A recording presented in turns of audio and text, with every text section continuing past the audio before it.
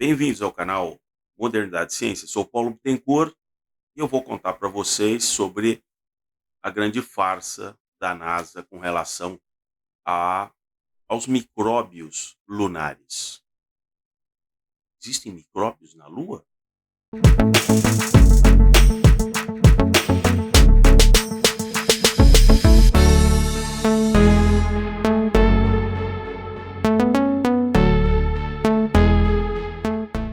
Bem, para aqueles que estão chegando aqui no canal Modernidade e Ciência, peço que já se inscrevam no canal, coloquem ali o sininho para receber os próximos vídeos, né, o aviso dos próximos vídeos, e eu vou comentar com vocês uma situação muito curiosa, muito curiosa. Foi publicado aí nos jornais, no New York Times, depois reproduzido no Brasil, ah, uma matéria, e aí eu fui atrás, eu gosto sempre da fonte primária, vou contar aqui para vocês, sobre a farsa que a NASA montou para a quarentena dos astronautas da Apollo 11. Né? Por quê? Mas como assim? Quarentena? Porque durante os anos antes da Apollo 11, começou a se discutir se havia possibilidade da Lua abrigar micro-organismos. É uma coisa interessantíssima, né? Porque a temperatura ali, quando está com a face para o Sol, vai ali a 120 graus na superfície, e aí depois, quando tem a sombra, ele vai para menos, quase menos 100 graus.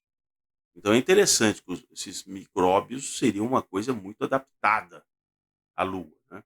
Então se começou a criar esse temor de que os astronautas, ao voltarem para a Terra, poderiam trazer micróbios. E aí poderia ter a febre lunar. Começou a ter esse. E aí se gastou dezenas de milhões de dólares num complexo onde seria feita a quarentena dos astronautas. Muito bem. Só que isso, na verdade, foi uma grande farsa. Existiu uma série de furos, né, em todo esse processo.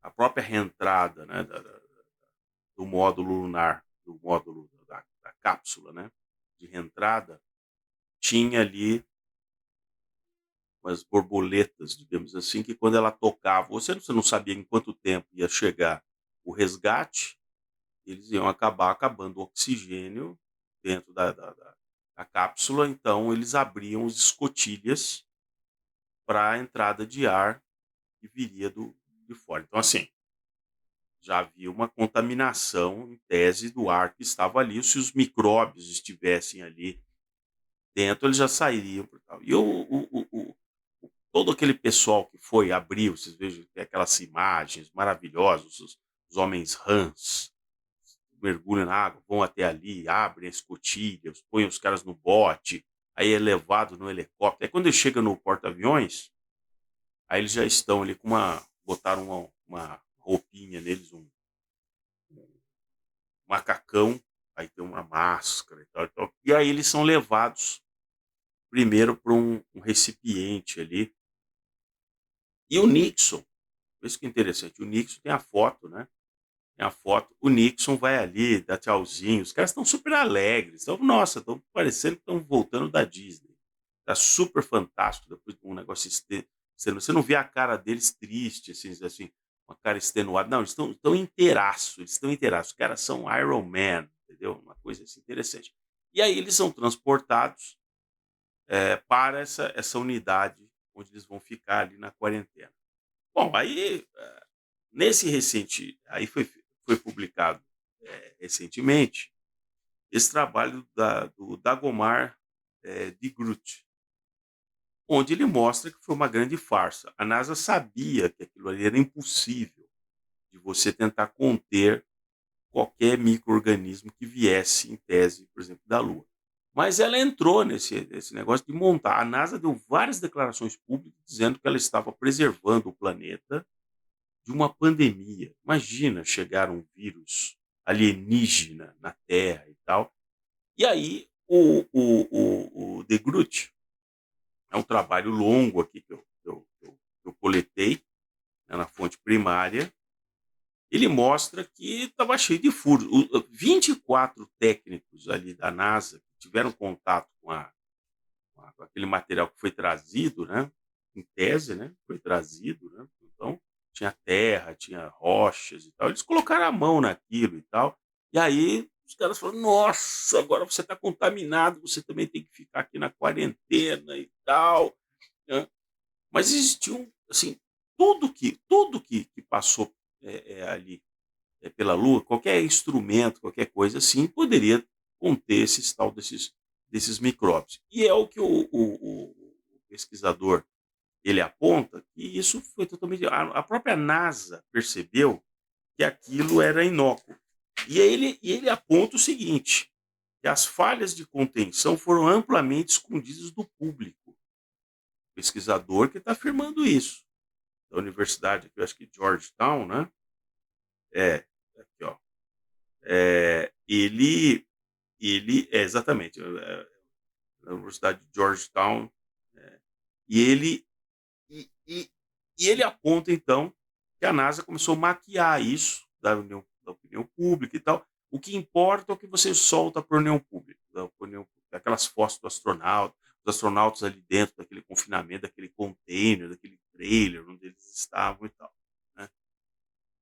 E de fato isso foi mantido até a última Apollo, essa pantomima da quarentena, daquela coisa toda, e hoje ninguém mais toca nesse assunto, né? Ninguém mais toca nesse assunto. Isso está ressurgindo, essa neurose, porque agora a gente vai para Marte. Nossa, será que a gente vai trazer alguma bactéria marciana para a Terra? Então agora está se ressurgindo esse temor de como que nós vamos proteger no retorno, né, dos artefatos, das pessoas que forem em Marte. Bom, agora eu quero fazer algumas observações com vocês. Vejam só, muitas pessoas dizem assim, não, mas a NASA é super confiável. Pô, se a NASA ela falseou as informações dessa questão da quarentena, porque ela precisa de bilhões de dólares e tal. Então, assim, é óbvio que ela tem que defender o peixe dela. E como nesse longo trabalho aqui, ele mostra em várias partes onde simplesmente ela sabia que ela estava mentindo. E ela continuou, porque a mídia é mais importante. Né? Não, se você diz para a mídia, diz para a imprensa, falar isso, tá tudo bem. Eu estou falando da quarentena. Agora, vocês já viram as imagens do Nixon falando ao telefone com os astronautas que acabaram de pousar na Lua? Vocês já viram essa cena? Então, veja onde que eu quero chegar. Se eles foram capazes de falsear toda essa questão da quarentena, mantendo, gastaram dezenas de milhões de dólares para construir um prédio que não servia para nada. Continuaram mantendo uma narrativa de que eles estavam controlando tudo, cada passo tal ali estava sendo controlado, o que a pesquisa hoje mostra que é mentira. Vocês acham que o Nixon não poderia falsear que ele estava conversando com os astronautas ali? Eu não estou dizendo que os astronautas talvez não estivessem lá, não é isso que eu estou querendo dizer. Mas se ele tivesse alguma limitação física, eles nunca mostraram em que frequência, qual é a antena, né, para a gente reproduzir essa comunicação com a Lua. Né? Então, se houvesse realmente uma certa limitação física de que isso acontecesse, mas que politicamente fosse importante para o Nixon mostrar que, olha, lembrando que nós estávamos em plena Guerra Fria e a coisa degringolando no Vietnã. Você acha que o Nixon não ia pedir para falsear isso aí e gravar essa conversa? As coisas poderiam ter sido gravadas. Vamos imaginar que eles já estivessem lá. Seria muito fácil de você gravar uma conversa dos astronautas e depois você juntar com, teoricamente, o Nixon estava conversando em tempo real.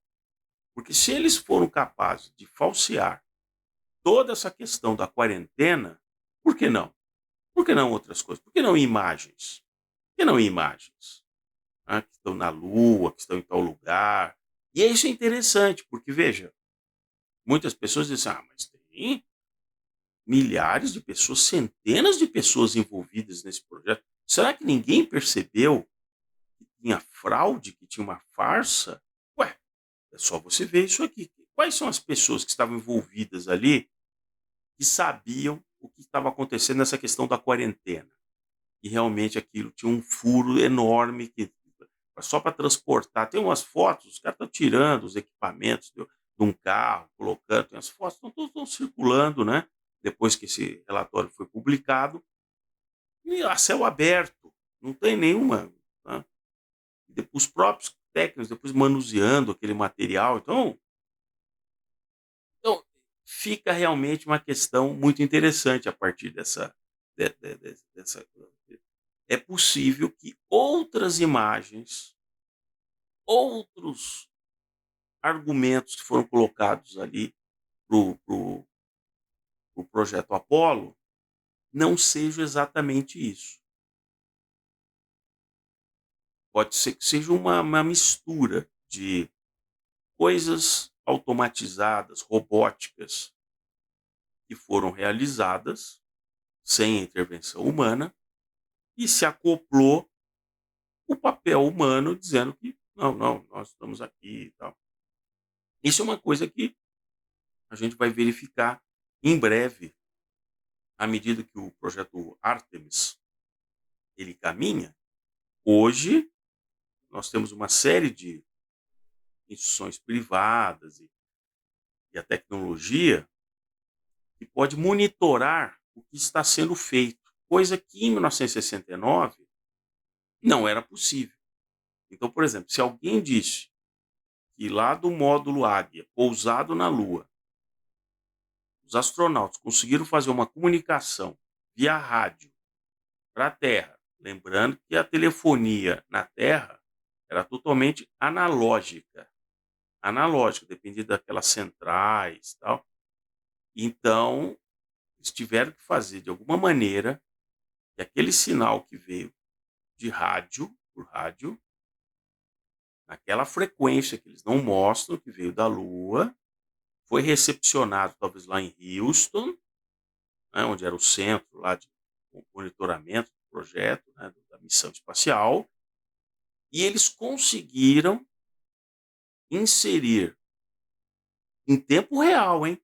Em tempo real, o sinal que vinha por rádio para o sistema de telefonia da Casa Branca, do qual o Nixon atendeu no telefone comum. Veja que ele atende, nesse vídeo que tem aí pela internet, vocês podem achar, ele atende no telefone comum. Ainda que você consiga dizer que pô, é uma rede privada, e com certeza é uma rede privada, é, não é uma rede que está na malha pública, mas ela estava dentro da tecnologia de telefonia para a época. O telefone funciona. Se você pegar um telefone de época, eu tenho um telefone antigo desse, o sinal que vem hoje de telefonia não é mais possível de ser capturado por aquele aparelho que você, né, segura aqui, tem aquela coisa. Não, não, ele não funciona mais assim. Ele não funciona. Ele funcionou por um bom tempo, enquanto o sinal que ainda trafegava aqui de telefonia era analógico. Quando ele virou digital, então esse telefone ele parou de funcionar. Ele nem consegue, a campainha dele era uma campainha eletromecânica, que tinha uma tensão elétrica que vinha na rede de telefonia, né? E ele tocava. Por isso que o telefone tinha um sino ali que tocava ali uma campainha, né? Porque tinha ali era um eletromecanismo que acionava o telefone. Isso não acontece mais que no sinal digital e na linha que vem por uma fibra ótica que chega na sua casa, isso não existe mais. Então foi muito, assim, indo aqui para o final, foi muito interessante. Isso quebra um dos paradigmas aí de todo esse pessoal que diz, não, você é negacionista, você não estou negando nada. Eu só estou questionando se tudo aquilo que foi apresentado naquelas coisas todas, de fato aconteceu daquela maneira. E esse caso da quarentena, agora está provado que foi uma grande mentira. Se eles mentiram nisso, eles podem mentir numa série de outras coisas. Pode ter uma parte que foi filmada, uma parte que de fato aconteceu, uma parte que foi robótica, ou seja, que foi não tripulada, uma parte que foi realmente com seres humanos. A gente não sabe. A gente não tinha condição de saber se, por exemplo, o que o Saturno 5 decolou, que os 3 astronautas estavam dentro ali do Saturno 5, é verdade. Agora, existem estudos que questionam pela velocidade do Saturno 5, pela quantidade, aquele rastro que ele vai soltando até o terceiro estágio, se ele tinha energia suficiente para realmente depois fazer um voo translunar, como a gente chama. Como a, a orbitar a Terra, vários astronautas já tinham orbitado a Terra, é plenamente possível que naquele período eles ficassem orbitando a Terra e depois fizessem a reentrada. E toda aquela parte, aquela pantomima da Lua tivesse sido filmada. Então é um mix, é um mix. Parte aconteceu e parte não aconteceu. De novo, o interesse dos Estados Unidos da América naquele momento, aí você vai dizer, não, por que o russo não denunciou uma farsa dessa? Porque o russo já estava com a corda no pescoço em termos de dinheiro. Para o russo foi ótimo não ter que entrar de fato para valer. Ele acelerou a corrida espacial até um certo momento, até a hora que o russo tirou o pé. Porque ele falou assim, cara, isso aqui eu já tô com uma série de problemas e tal. E o russo, ele de fato focou naquilo que eles se tornaram muito especialistas, que é na exploração da baixa órbita da Terra, colocação de satélites, a estação Soyuz russa. Então ficou uma coisa muito mais palatável para o russo. Ele abandona a corrida pela Lua e ele vai resolver um problema dele de telecomunicações, militar, né, de estratégia, de defesa e tal, numa situação muito mais barata, onde ele desenvolveu o primeiro sistema acoplador no espaço, quando você consegue passar de uma nave para outra, foi desenvolvido pelos russos. Se vocês pesquisarem, vocês vão ver que é o dispositivo Soyuz, quando depois no meados dos anos 70, foi feita a acoplação da Soyuz como uma nave americana. O dispositivo de acoplamento era russo. Foi usado durante muito tempo. O padrão que foi desenvolvido é o padrão russo.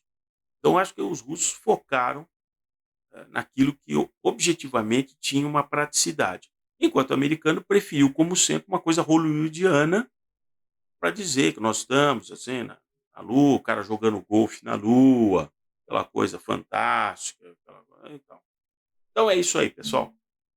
Agradeço para quem assistiu o vídeo aqui no Modernidade e Ciência. Mais uma vez, peço que se inscreva no canal, coloque o sininho. Vou deixar aqui na referência os links dessa pesquisa que eu fiz. E sempre duvidem da questão midiática. O que estão escondendo realmente de você.